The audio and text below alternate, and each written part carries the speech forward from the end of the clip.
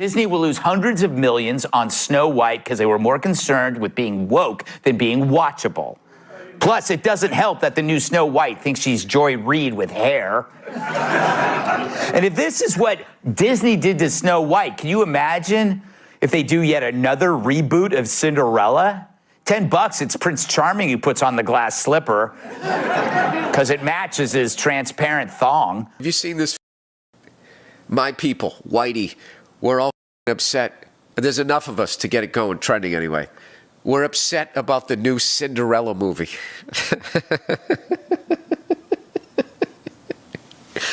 The actress playing Cinderella isn't white. There's no prince. They changed the story. What am I going to tell my kids? What's up, everybody? Major Retired Richard Ojeda here, and mirror, mirror on the wall, what if she doesn't look like you at all? You want to know the real reason MAGA is losing its damn mind over Disney's Snow White remake? This isn't about dwarves. This isn't about a dress. This is about what happens when the fairest one of all isn't white, isn't submissive, and doesn't want to be rescued by a couch potato prince. Disney is one of the biggest problems in the wokeification of America. It's a complete betrayal by a company that a lot of parents for decades trusted implicitly. Snow White herself is not white, so everybody's been racialized to check every box they can, except for all the dwarf boxes because they're offensive. I guess you can only have the one dwarf. That's not offensive, but the six more would have been.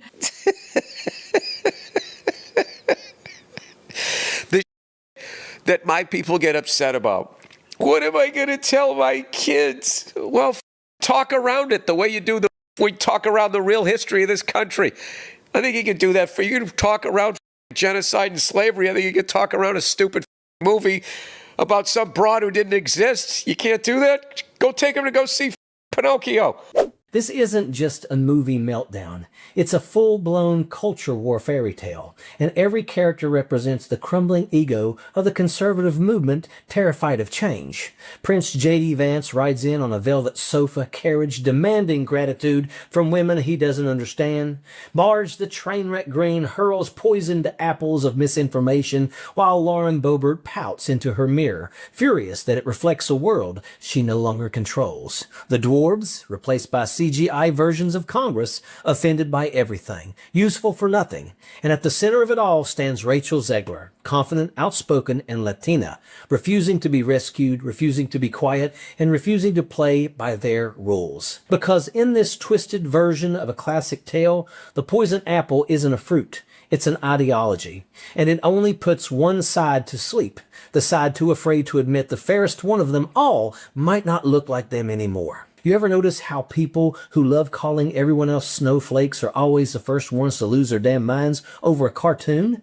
That's what's happening here, and no one breaks that down better than Bill Burr. I don't like Pinocchio because that wooden puppet transitions into a real boy. First of all, I don't like trans people, and God only makes real boys, not some immigrant named Geppetto. What am I supposed to tell my kids? He didn't just make fun of these folks. He stripped the paint off their whole argument with one big laugh. Because when the right wing gets bent out of shape over a Disney remake, you know it's not about the movie. It's about control and about comfort. And it's about seeing someone like Rachel Zegler, a young, outspoken Latino woman, in a role that they think belongs to them. And Burr just hits that nerve with the sledgehammer. Because the truth is, they can't handle being laughed at. That's what pisses them off more than anything. They'll cry free speech all day long until the joke is on them. It's not that the princess changed. It's that she stopped waiting for a prince. And instead of evolving, they act like someone defaced a national monument.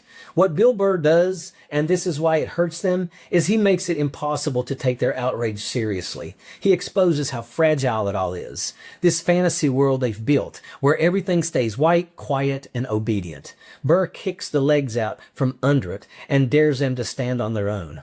And they can't. So they do what they always do. rage, deflect, and start dragging out their usual suspects. Candace Owens, Tommy Lauren, Ben Shapiro, all lined up and frothing at the mouth like this is the end of Western civilization. Which brings us to them. Because if Bill Burr was the punch, they're the pout. And here's where the whining really kicks in. Like clockwork, the usual suspects come charging out of the conservative content mines, swinging their microphones like pitchforks. Candace Owen, Tommy Lauren, Ben Shapiro, all of them doing their best dramatic reading of why Snow White is the worst thing to ever happen to America since wind turbines. You'd think Rachel Zegler kicked over a shrine or something, but no, she just talked. She had opinions. She cracked a few jokes. She didn't gush over the prince. And now apparently she's an enemy of the state.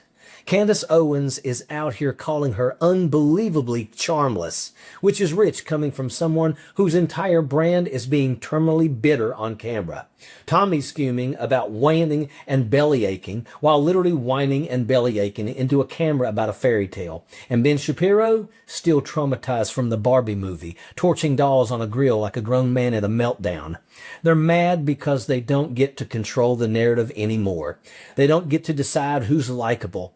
And they definitely don't get to define feminine when their idea of a role model is someone who stands still, smiles, and says thank you for the breadcrumbs. They can't deal with women who talk back, or worse, women who don't need them at all. And that's why this goes way beyond a movie.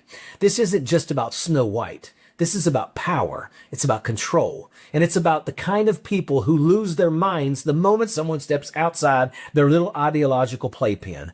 They're not fighting for tradition. They're fighting to keep the past on life support, no matter how stupid or sexist it was. And once you realize that, once you really look at what they're mad about, you start to see the bigger picture. And that's where we're headed next.